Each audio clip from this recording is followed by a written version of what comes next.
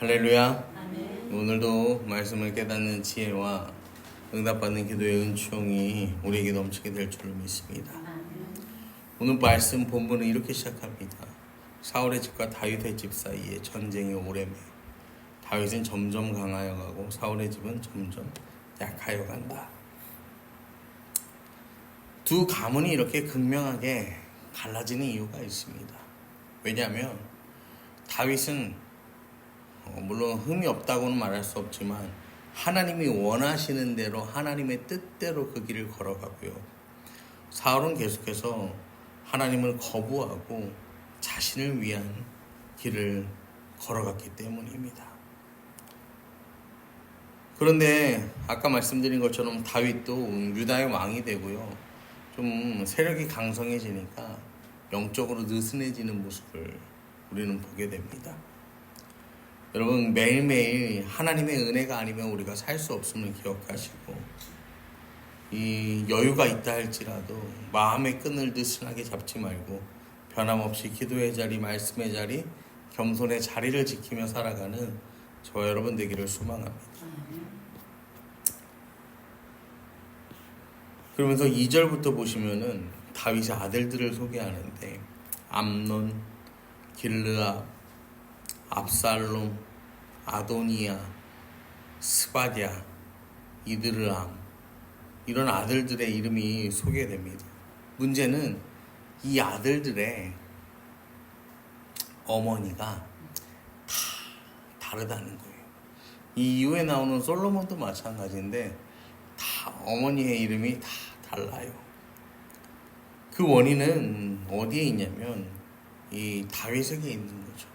왜냐하면 신명기 7장에 보시면요, 하나님께서는 뭐라고 말씀하시냐면 신명기 7장 3절 그들과 혼인하지도 말지니 내 딸을 그들의 아들에게 주지 말 것이요 그들의 딸도 내 며느리로 삼지 말라. 이방인들과는 뭐 하지 말라고 하셨어요? 하나님이 결혼하지 말라고 하셨어요. 신명기 17장 17절에도요 아내를 많이 두어 마음이 미혹되게 하지 말 것이며 자기를 위하여 은금을 많이 쌓지 말 것이라. 그런데요 다윗은요 다 어떻게 해요? 이 말씀대로 살질 못했죠. 그러니까 그 아들들의 최후가요 참담하게 이어지는 거예요. 맏아들 암논은 이복누인 다말을 강간하고 압살롬에게 살해당합니다. 압살롬은 암논을 살해하고 반역을 일으켰다 요압의 손에 죽고 이 네 번째 아들인 아도니아는 이 솔로몬과 왕위 쟁탈전을 벌이고요 비참한 최후를 맞게 됩니다. 이 점점 약해져간 사울의 집에 반해 다윗의 집은 점점 강성해지지만 이 가정은요 하나님 말씀을 경일히 여겨서요 이 엄청난 곤욕을 치르는 상황에 처했었다라는 것입니다. 여러분, 겉으로는 흥왕했지만 내면적으로 가정적으로는 무너지는 다윗을 통해서 오늘도 심은 대로 거두시는 하나님 나라의 법칙을 기억하시기를 축복합니다. 그러면서 6절부터 21절까지의 내용을 쭉 보면요 이 아브넬과 이스보셋, 그러니까 북이스라엘이죠. 아브넬과 이스보셋 사이에 벌어진 일이 여기 성경에 기록이 되는데 이 이스보셋이 북이스라엘의 왕이에요. 그런데 이 아브넬 군대 장관이요 그 아버지의 첩과 통간을 합니다. 그걸 지적하니까 이 아브넬이 막 화가 머리끝까지 나서 나를 유다의 개머리로 하냐. 이게 뭐냐면요 내가 그렇게 형편없는 사람인 줄 아니. 그런 욕이거든요. 그러면서요 막 하는 거예요. 자기 욕심에 의해서 내가 그 리스바라는 사울의 첩을 취한 게 아니라 애정이 있어서 그랬다라고 하는 거죠. 근데 우리가 잘 아는 것처럼 이 당시에 그 왕의 첩을 차지한다라는 것은 내가 왕의 후계자다 그런 의미가 있었어요. 외적인 의미. 그래서 이 일을 계기로 아브넬은 나 더 이상 이스보셋 섬기지 않는다. 아브넬이 이스보셋을 왕으로 옹립했거든요. 근데 더 이상 섬기지 않고 나는 다윗을 따르겠다라고 그렇게 이야기하는 거죠. 그러면서 9절부터 10절을 보시면요 여호와께서 다윗에게 맹세하신 대로 내가 이루게 하지 아니하면 하나님이 아브넬에게 벌이에 벌을 내리심이 마땅하니라. 그 맹세는 곧 이 나라를 사울의 집에서 다윗에게 옮겨서 그의 왕위를 단에서 브엘세바까지 이스라엘과 유다에 세우리라 하신 것이니라. 성경은 이렇게 말합니다. 그러니까 이 내용만 보면요, 어때요? 아브넬이 사울에 대한 충성심으로 이스보셋을 왕으로 세운 게 아니라 자기 야욕을 만족시키기 위하여서 이스보셋을 왕으로 세웠음을 보고 있습니다. 그러면서 이 다윗이 다윗에게 전령을 보내서 내가 당신의 편에 서겠다. 그러니까 나에게 적절한 보상도 해주고 내 신변도 보호해주라. 그렇게 요구를 합니다. 여기서 아브넬이 잊고 있는 게 뭐냐면요, 이스라엘을 도우시고 이스라엘의 왕을 세우시는 분은 누구라는 거예요? 하나님이시라는 거죠. 그런데 그 사실은 딱 잃어버린 채 자기 뜻대로 이 세상의 모든 일들을요 이루어 가려고 합니다. 결국 아브넬은 이 자기 뜻을 이루지 못하고 다윗의 군대 장관인 요압의 손에 죽습니다. 잠언 16장 9절 말씀에 성경은 그렇게 말합니다. 사람이 마음으로 자기 길을 계획할지라도 그 걸음을 인도하는 분은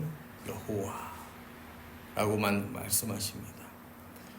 이 아브넬은 그걸 몰랐던 거죠. 다윗이 이 아브넬의 제안에 응하면서 대신 미갈을 데려오라고 해요. 미갈은 원래 다윗의 부인이었어요. 근데 이 사울에게 쫓기는 신세가 되면서 그 아버지인 사울이 미갈을 다시 다른 남자에게 시집을 보내요.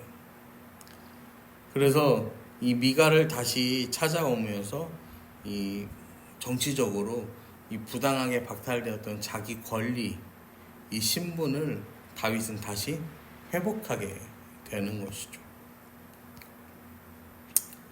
여러분, 오늘 말씀을 통해서 우리가 보는 것이 뭐냐면요, 다윗이 왕이 되는 것도, 그 다음에 다윗이 이스라엘을 통치하는 것도, 북이스라엘도 마찬가지지만 사람에 의해서 이루어지지 않는다라는 거예요. 그런데 오늘 말씀에 등장하는 다윗도, 그 아브넬도, 요압도, 이스보셋도 다 뭐라는 거예요? 이 힘과 권력이요 사람의 손에서 나온다라고 생각하였다라는 것입니다. 우리가요 살면서요 하나님을 의식하고 살지 못하면요 여러분, 우리는 착각하는 인생을 살 수밖에 없습니다. 어떤 착각을 하냐면은 오늘도 내가 이 가족을 세운다, 이 가정을 세운다, 내가 일터를 세우고 내가 나 자신의 삶을 세운다라고 여러분 우리가 착각할 수가 있습니다. 이거는 착각이에요. 왜냐면은요 하나님께서 도와주시지 않으면요 살 수 없어요. 하나님께서 붙들어 주시지 않으면 오늘 아침에도 내가 건강하게 일어날 수가 없는 거예요. 여러분, 바울이요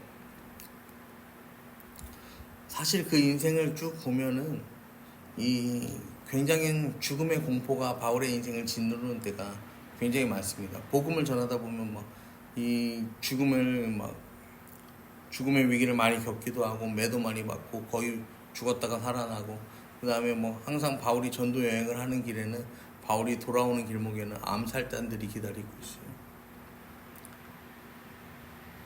그런데요 그럼에도 불구하고요 바울은요 주님의 음성에 응답하잖아요. 그래서 그 일을 멈추지 않잖아요. 왜냐면요 주님께서, 예수님께서 자신과 함께하고 계심을 알았기 때문인 거죠. 오늘도 이 하루를 살아가실 때 여러분 곁에는요 주님이 함께하고 계시다는 사실을 기억하시기를 바랍니다. 오늘도 주님께서 여러분의 손을 잡고 여러분의 가정을 세워주시고 일터도 세워주세요. 자녀도 세워주시는 거예요. 내 인생 내 마음대로 내 계획대로 살아가는 것이 아니라 오늘도 그 주님 손에 이끌려서요 우리가 살아간다라는 사실을 기억하시고 이 주님을 인식하면서 계속해서 오늘도 주님이 나와 함께 하신다, 주님이 나와 함께 하신다, 주님이 나와 함께 하신다, 여러분 이것을 고백하며 살아가는 저와 여러분 되기를 그런 거룩한 하루가 되기를 간절히 축원합니다. 아멘.